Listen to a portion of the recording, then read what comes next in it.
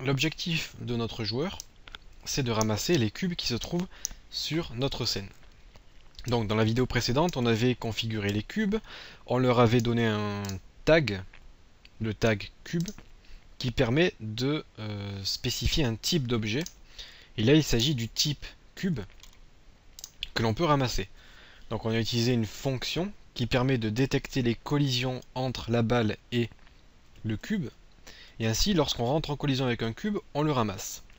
On sait qu'on a le nombre de cubes qui augmente car on a programmé la fonction qui ajoute 1 à chaque fois que l'on ramasse un cube. Par contre, le joueur n'a aucun moyen de savoir combien de cubes il a ramassé.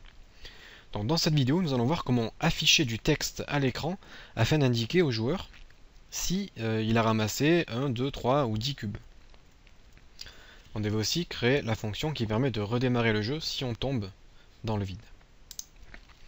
Donc je vais récupérer le script que nous étions en train d'écrire et on avait donc utilisé la fonction onTriggerHunter qui permet de détecter si on rentre en collision avec un collideur, et on avait utilisé le other.gameObject.tag qui permet de récupérer le tag de l'objet de jeu que nous avons touché, et si ce tag est égal à cube, à ce moment-là on désactive l'objet de jeu afin qu'il devienne invisible, donc pour que l'on comprenne que l'on a ramassé cet objet, et on augmente notre nombre de cubes de 1. Alors là, ce que je veux faire, c'est afficher du texte à l'écran. Unity me permet de créer du texte. Si je vais dans GameObject Create Other, je peux créer un GUI texte. Ici, on a un GUI texte. Peut-être que vous ne le voyez pas bien.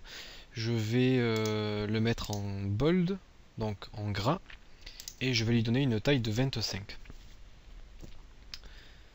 C'est peut-être un peu gros, 22.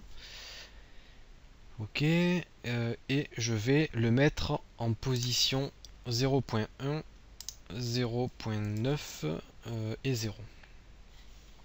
Donc là j'ai mon GUI texte qui apparaît en haut à gauche de mon écran.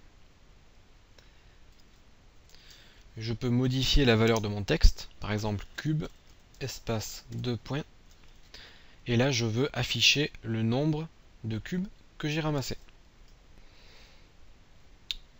Alors pour cela, je vais continuer de décrire mon code dans le player controller. Donc le script, vous pouvez le télécharger sur le site, hein, en dessous de la vidéo. Vous pouvez le récupérer. Et ici, donc, je vais écrire mes fonctions qui vont me permettre d'afficher le nombre de cubes que j'ai ramassé. Donc je continue de l'écrire dans ce script, car c'est ce script qui contient le nombre de cubes ramassés.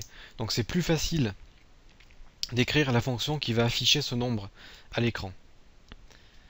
Je vais créer une nouvelle variable publique qui sera une variable de type GUI-text. Et je vais l'appeler countText. Alors, GUI-text, c'est tout simplement un objet de type GUI-text, comme cube ici, que nous venons de créer. Et dans ma fonction start, qui va me permettre d'initialiser le tout, j'ai mis que count était égal à 0. Très bien. Ici, nous allons appeler une fonction que l'on va appeler setCountText, qui n'existe pas encore. Nous allons appeler cette fonction qui va nous permettre d'afficher un texte à l'écran.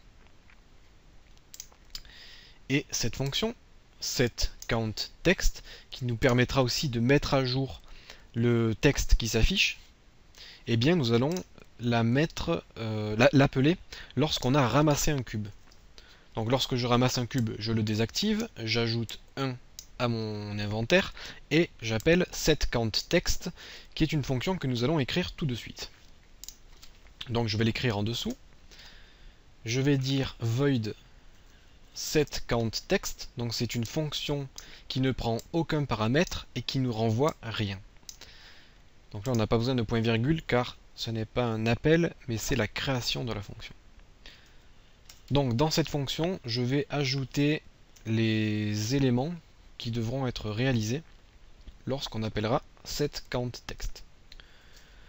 Ce que je veux, bien sûr, c'est modifier le texte affiché à l'écran.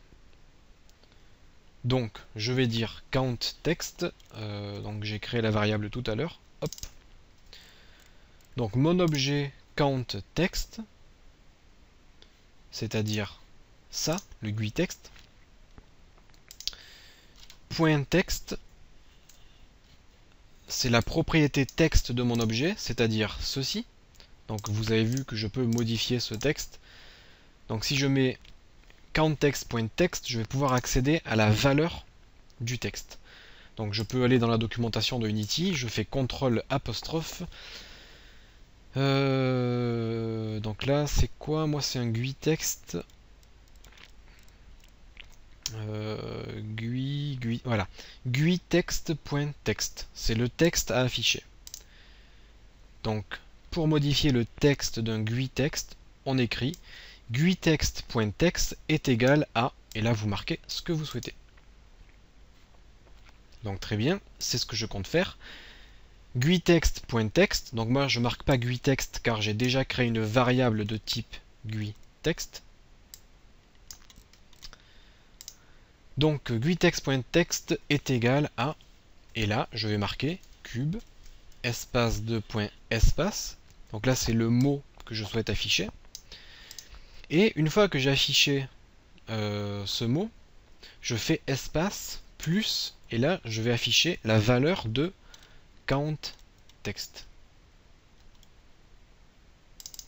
La valeur de count, pardon.